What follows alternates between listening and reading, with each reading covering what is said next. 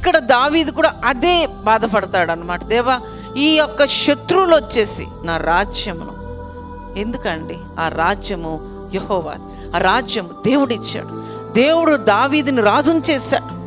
నువ్వు రాజుగా ఈ యొక్క నీతి పరిపాలన చెయ్యి, ఈ రాజ్యాన్ని దావీదు పట్టణముగా దీన్ని నిర్మించు, యెరూషలేమును నువ్వు రాజధానిగా చేసుకొని ఇక్కడ నీ స్థావరాన్ని పెట్టుకో అని దావీదుని చక్కగా గైడ్ చేశాడు దేవుడు. And David did it. దావీదు దేవుని యొక్క కనుసందల్లో, దేవుని యొక్క అడుగుజాడల్లో దేవుడు ఎలా చెప్తే ఆ రోజుల్లో దేవుడు దావీదుకి కానివ్వండి, మరి ఇంకొకళ్ళకి కానివ్వండి, ఇంకొకళ్ళకి ప్రవక్తల ద్వారా చెప్పించేవాడు. నాతాను ప్రవక్త ఉన్నాడు.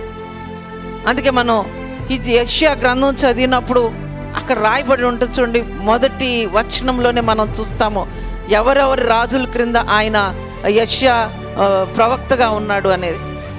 వీళ్ళంతా ప్రవక్తలు. దేవుడు డైరెక్ట్గా ప్రవక్తల చేత చెప్పిస్తాడు. హిజ్కియా కాలంలో యెషయా ప్రవక్తగా ఉన్నట్లుగా మనం చూస్తాం. అంటే దేవుని యొక్క మాటల ప్రకారముగా దావీదు, లేకపోతే ఆ తర్వాత రాజులు నడిచినట్లుగా మనం బైబిల్లో చూస్తాం. మన కొటేషన్ చదివా, Hebrew Bible is about Hebrews, their nations and their generations. It has nothing to do with Christianity అని ఒక కొటేషన్ చూస్తే దానికి ఒక చిన్న డిస్క్రిప్షన్ ఇచ్చి రాసి ఉంచాను, రేపు ఎల్లుండిలో ఫార్వర్డ్ చేస్తాను. హీబ్రూస్ అంట, బైబుల్ అంట హెబ్రీయులదంట, వాళ్ళదేనంట సమస్తము, క్రైస్తవులకి ఏమాత్రం సంబంధం లేదన్నట్టు ఒక కొటేషన్ వచ్చింది. నేను ఎప్పుడు అంటానండి, బైబుల్ ఒక యూదా మత గ్రంథం, అందులో అనుమానం లేదు. వాట్ ఈస్ బైబుల్ అంటే యూదా మత గ్రంథం. మీరు మొదటి నుంచి కూడా ఆది కాండం నుంచి చివరి అధ్యాయం మలాకీ వరకు కూడా చదివితే యూదుల గురించే ఉంటుందండి.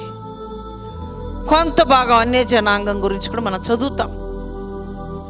But what about new testament? నూతన నిబంధనకు వచ్చేసరికల్లా ఎవరి గురించి రాయబడి ఉంది? It is Jesus who entered in to the world and he started preaching ఆయన గాస్పుల్స్, ఆయన డిసైపుల్స్, ఆయన ఫాలోవర్స్. ఆ తర్వాత అది క్యారీ అయినటువంటిది. ఇంకా డీప్గా చెప్పాలంటే హెబ్రీయులు ఉన్నటువంటి ఆ రోజుల్లో విస్తరణ లేదు. దేవుని గురించినటువంటి గొప్ప విస్తరణ అప్పుడు లేదు. It was limited only to the juice. కానీ యేసుక్రీస్తు వచ్చి ఆయన శిష్యులుగా చేసి సర్వలోకమునకు వెళ్ళండి, సర్వ సృష్టికి సువార్తను ప్రకటించండి అన్న తర్వాతే ఈ సువార్త అంతా బయటకు వచ్చేసి.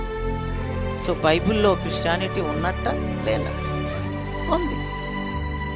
కాబట్టి ఈ యొక్క రాజుల కాలంలో, దావీదు కాలంలో ఉన్నటువంటి ఆ రోజులు వేరు. ఆ రోజులను బట్టి దావీదు ఆయనకి ఇచ్చినటువంటి బాధ్యతలను బట్టి దేవుడు సమస్తము దావీదుకు తెలియచేస్తూ మనకు కూడా తెలియచేస్తాడు.